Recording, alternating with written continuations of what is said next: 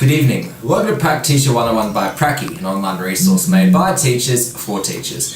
This episode we're talking about getting out of your comfort zone. What happens when you go into in-place and the school that you've been sent to is something you're completely not used to, and how to handle that going out on prac.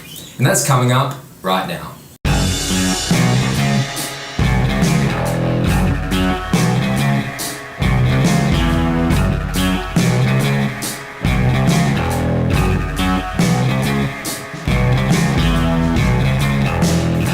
The first thing I'll say about this is not to treat it too much like a negative. I know it's pretty shocking. This happened to me personally. I went into in-place on my first few pracs, and the school that they sent me to was actually the roughest in Brisbane, and it was highest on expulsions, suspensions. Every video I could find on it was just school title, school fight. And the only article I could find was how they had started a new initiative to support the influx of pregnant students at their school. So obviously it was completely something I wasn't used to. And you're going to get that. Schools are very varied. Not one is the exact same as the other, where you've been in public schools the whole time and now you're shoved into a prestigious private school. Or the other way around, you've been in private school the entire time and then suddenly you're in one of the lower socioeconomic schools in the entire city. So it's up to you to deal with that. I went and talked to the placement office about this, and they brought up a very good point that if you were at the same type of school over and over and over again and you hadn't experienced lower socioeconomic schools, rural schools or anything, you were just the one thing over and over, it actually looked pretty bad for employability. What they mean by this is that, let's say I've gone out for prac on 3 pracs and every prac that I've been to has been at a private school. Now, what happens when I go out and look for a job and there are no jobs going at private schools? A public school's going to look at it, look at my backgrounds, look at what they're offering and go, you've never had any experience in a school like this one. So you want that range. So if you've been shoved outside of your comfort zone and you're suddenly off to this other school, try and keep that in mind, that it's adding to that toolkit of your pedagogy, because who knows where you're going to end up. But when you've grown up in a pretty sheltered environment in a private school, it can be pretty nerve-wracking going into a school like the one I went to. In fact, my first day at that school on my first placement was pretty much a day from hell, and I'll share a few of those stories from that day with you now.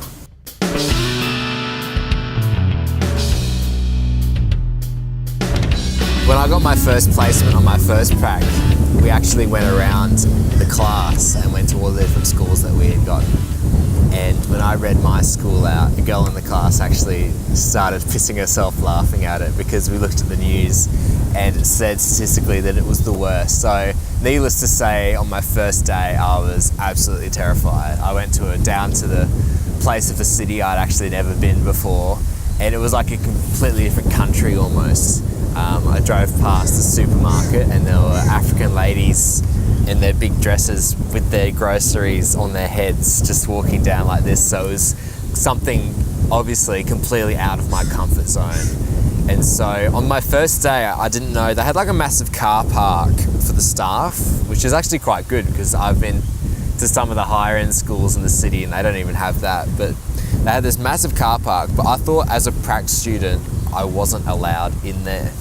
So I, in the roughest suburb of Brisbane, went driving around the streets of the suburb trying to find a car park. And I went down and found this, the only place free was in front of the roughest looking house. The garden was just dirt basically, and the paint was peeling off, and I thought it was abandoned at first, so I parked there. But then I looked closer and there was a massive woman that was so intimidating doing gardening on this patch of dirt, which was kind of a waste of time, I thought. But as I walked past, she just slowly turned with her hose and just death stared me as I walked past while her hose was coming out and just did this. And I was like, oh great, I bet my car won't be back when I go back after 3. So I waited in the staff room because I didn't know where the entrance was, because the school almost looked like a juvie hall. There's just little bits here and there. So I had to ring up and ask where admin was. So I eventually found admin and I walked past a kid being bullied like this kid was just getting the crap beaten out of her down this alleyway. And I waited in the admin, and I was trying to keep a calm exterior, but I was really quite nervous. And my teacher came in. She was just red-faced, panting. And she was like, oh. I'm like, okay, what's going on? She goes, well, you've picked a fine day to be your first day. That was her first line to me. I was like, oh, fantastic. What's going on here? And when she walked me out into the lunch area, there was just kids infighting, just a whole bunch of kids nearly got hit by a rugby ball. There was kids jeering at me, kind of like that scene in the Shawshank Redemption when the new prisoners come into the jail and they go, oh, big fish, big fish. And it was a bit like that. So if you do get a school like that, one practical piece of advice that I can give you is that a lot of that is for show. A lot of those kids are deliberately acting up to try and scare you. And they're even just trying to show off because they want you to like them. And really that first day, I found out later the only reason they were nuts was it was NAPLAN. That was it. So obviously any disturbance of schedule will get kids nuts anyway. So if it's NAPLAN, they just went insane. So after that first day, they were fine and they really took me in as their own. But you're gonna have schools where you're gonna get pushed out of your comfort level. But there are some positives to that, and we will talk about that next. Another thing about going outside of your comfort zone is you may find something that you really love and you want to drill down for that for the rest of your career. Being a kind of mainstream teacher in a classroom, sure, that's going to be what the majority of your cohort are going to be doing.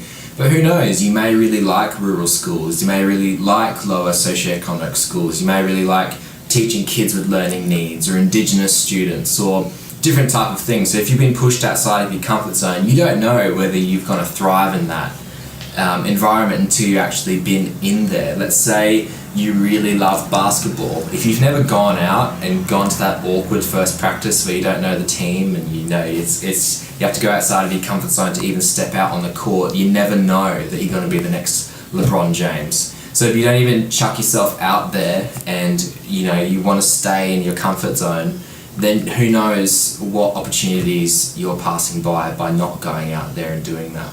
I know personally, I found it really rewarding when I was at the lower socioeconomic schools with the lower classes, because getting them to do anything, getting the students to do an activity when they're struggling with reading from the very beginning was really rewarding for me. And I know I was in that one class where there was students like that, and then I was teaching another class. But that class was the higher end class. And you may see yourself as a teacher and go, yes, I want the higher end class. I want the smart kids. I can't handle the lower socioeconomic kids. I can't handle learning needs kids. But in fact, I didn't enjoy that class as much because it's not fun.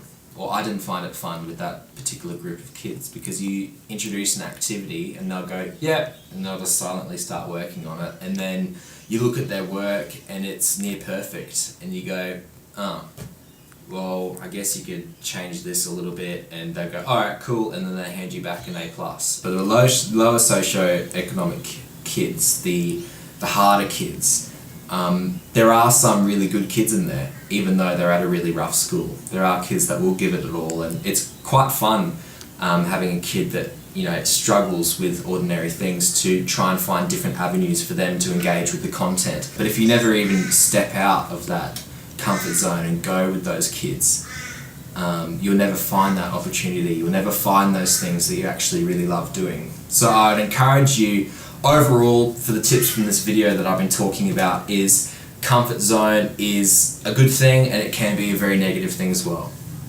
As a teacher, you want the broadest range of experiences possible throughout your whole career, because that's going to make you a seasoned teacher, an expert educator. So who knows what experiences are going to come, but you have to be open to let yourself experience those experiences and not shut off life's opportunities from the very get-go. This has been Prac Teacher 101. My name's been Liam D. Elysians, and you're watching Prac-E, an online resource made by teachers for teachers. If you've found this video helpful, if you've liked some of the advice, support Prac-E by subscribing below and share it with your teacher mates or even some fellow uni students. I'll see you next week for another 101, another Ask Prac-E, and I'll see you next time.